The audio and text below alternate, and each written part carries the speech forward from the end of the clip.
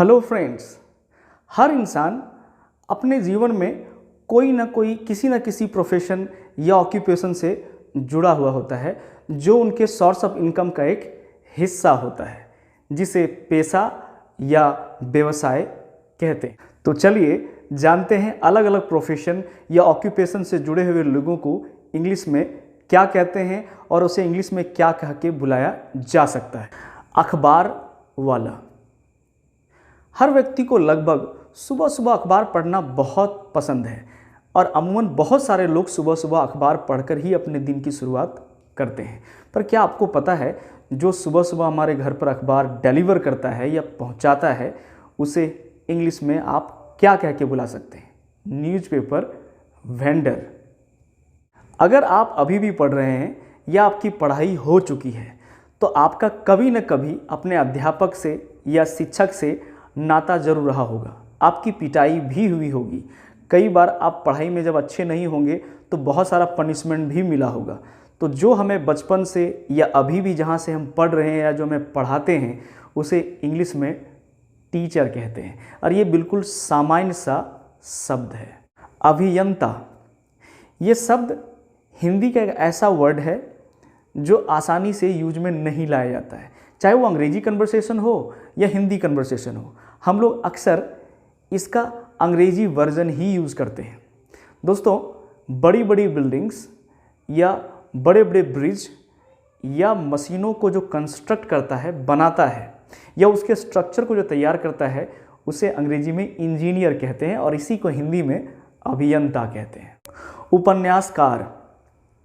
ये एक ऐसा शब्द है जो हर पढ़ा लिखा व्यक्ति से सीधा संबंध रखता है, अर्थात वैसे व्यक्ति जो शानदार और बेहतरीन कहानियों को मोटी मोटी किताबों में संकलित करता हो, इसकी रचना करता हो, उसे इंग्लिश में नॉवेलिस्ट कहते हैं और इन किताबों को नॉवेल कहते हैं। कवि, अर्थात इसका सीधा संबंध है कविता से। अगर आप में से किसी ने भी विद्यालय, कॉलेज या यूनिवर्सिटी से नाता रखा है तो आपका कविता से जरूर पाला पड़ा होगा। बेहतरीन बेहतरीन कविताएं आपने अपने बचपन में या अपने कॉलेज लाइफ में पढ़ा होगा। दोस्तों, इन कविताओं की रचना करने वाले को इंग्लिश में पोएट कहते हैं। अगर आप नॉन वेजिटेरियन हैं, अर्थात मांसाहारी हैं, तो इस प्रोफेशन वालों से कभी न कभी आपकी मुलाकात जरूर होगी, अर्थात कसाई। दोस्तों, जो हमारे लिए मांस या गोश्त को बाजार में काटकर उपलब्ध कराता है उसे इंग्लिश में बूचर कहते हैं।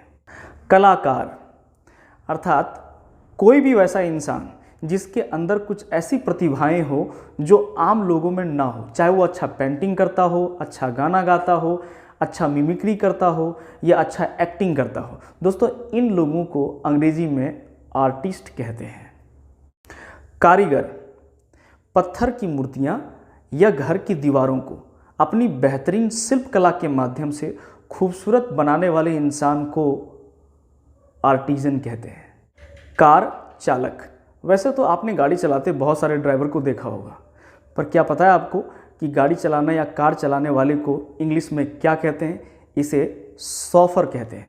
किसान, अर्थात सीधे तौर पर वैसे लोग जो अपने खेतों में अनाज, फल, सब्जियां या और कई किस्म के फसलों को उपजाते हैं जिनकी वजह से बाज़ारों में ये सारे अनाज, फल, सब्जियां उपलब्ध होती हैं। इन्हें पीसेंट या फार्मर कह सकते हैं। कुम्हार, मतलब मोटे तौर पर उन लोगों की बातें जिनकी वजह से मिट्टी के बर्तनों को हम बाज़ारों में देख पाते हैं, चाहे वो घड़ा हो, तस्तरी हो या मिट्टी के दिए हो। जितने भी मिट्टी से बने हुए वस्तुएं या मिट्टी से बने बर्तन हम बाज़ारों में देखते हैं ये कुम्हारों के द्वारा ही बनाया जाता है, जिसे पॉटर कहते हैं। कुंजड़ा। हरी सब्जियां हर किसी ने बाज़ार से अवश्य खरीदा होगा और आप खरीदते ही होंगे, तो ज़रा बताइए कि कुंजड़े को इंग्लिश में क्या कहेंगे? दोस्तों, इसे अंग्रेजी में कहेंगे ग्रीन वेंडर।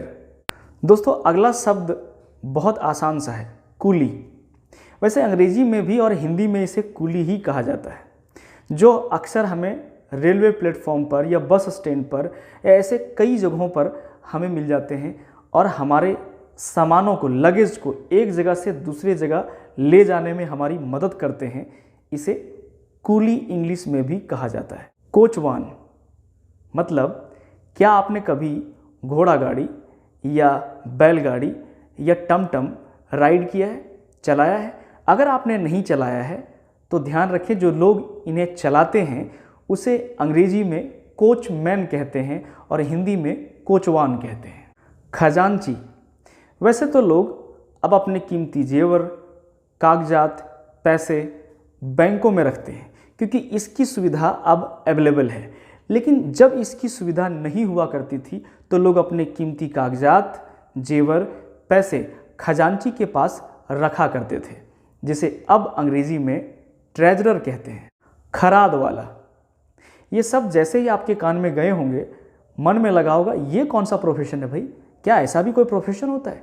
जी हाँ दोस्तों, लकड़ी से बने दरवाजे, खिड़कियाँ, पलंग या कुर्सियों पर जो मशीनों के द्वारा खूबसूरत डिज़ाइन बनाते हैं उसे खराद वाला कहते हैं और इन्हें ही अंग्रेजी में टर्नर कहते हैं। गंधी, चौंक गए ना ये शब्द सुनकर आप, पर परेशान मत होइए।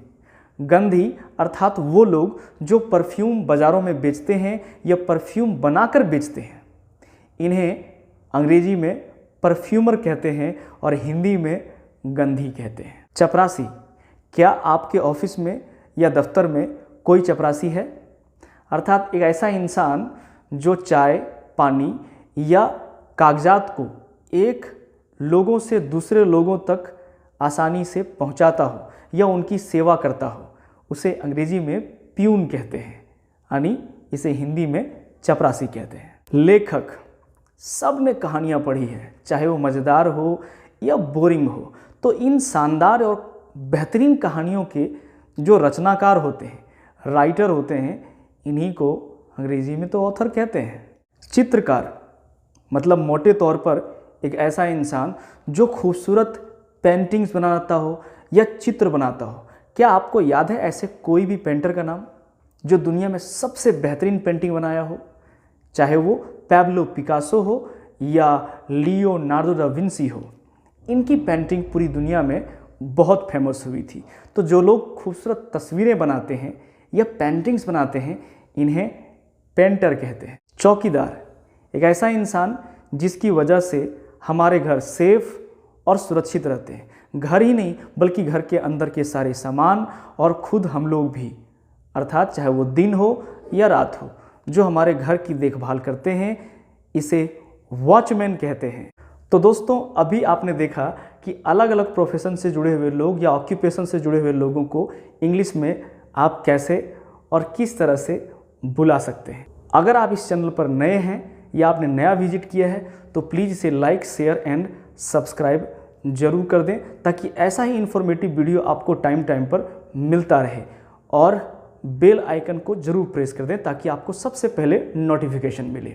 वैसे तो ये फर्स्ट सीरीज़ है प्रोफेशन एंड ऑक्यूपेशन का, इसका दूसरा सीरीज़ भी जल्द ही आएगा, तो इंतज़ार करें दूसरे सीरीज़ के।